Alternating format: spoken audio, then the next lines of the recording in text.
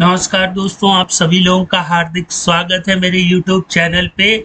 हम लोगों ने प्रीवियस ट्यूटोरियल में परचेज ऑर्डर की पूरी डिटेल समझ ली थी, मतलब परचेज का क्या प्रोसेस होता है उसको अंडरस्टैंड कर लिया था। आज हम लोग इनके एक्सएमएल स्ट्रक्चर को अंडरस्टैंड करेंगे। ठीक है दोस्तों, अगर हमें एक्सेल से टैली में डेटा को लाना है तो सबसे इम्पॉर्टेंट चीज होती है कि हमें उस चीज का, या आप समझ लीजिए कोई भी वाउचर हो, कोई भी लेजर हो, तो हमें उसका एक्सएमएल स्ट्रक्चर मालूम होना चाहिए। ठीक है, तो आप देख सकते हैं सबसे पहले वाउचर टाइप नेम, ये एक्सएमएल है दोस्तों। और यहाँ पर हमने voucher type name purchase order लिया है, ये हो गया है। ओके, इसके बाद फिर वाउचर नंबर हमने लिया।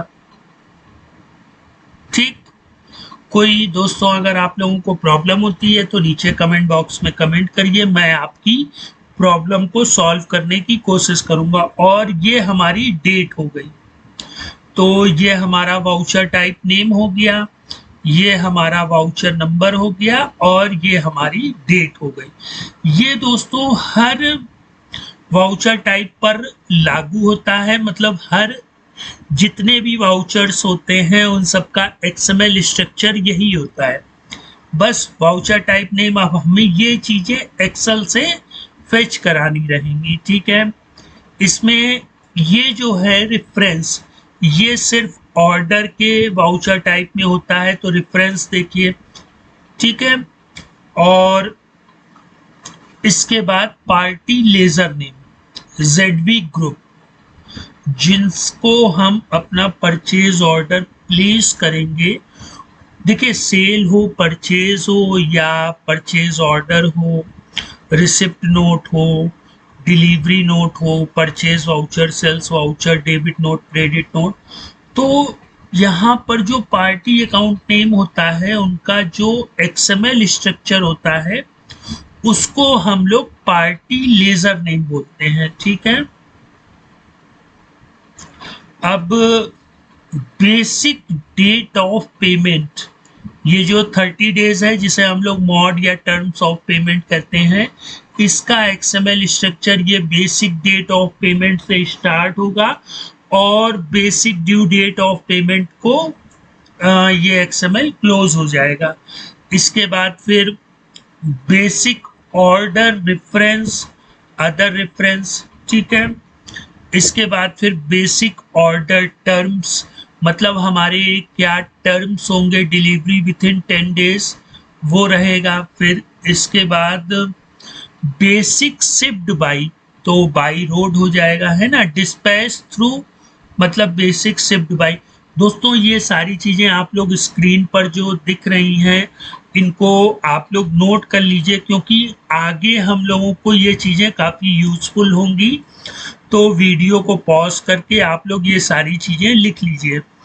और इसी तरह फिर बेसिक फाइनल डेस्टिनेशन, ये हमारा कानपुर हो जाएगा। फिर कैरियर नेम एजेंट जो है हमारा वो EICHEK पोस्ट।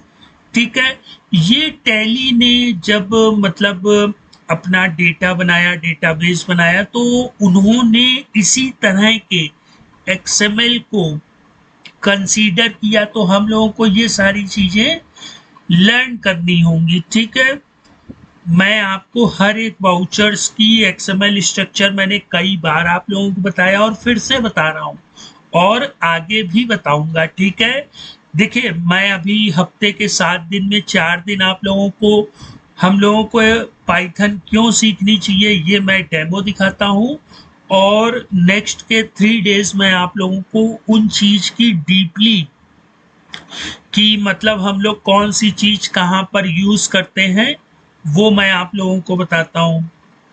इसके बाद फिर देखिए बिल ऑफ लोडिंग।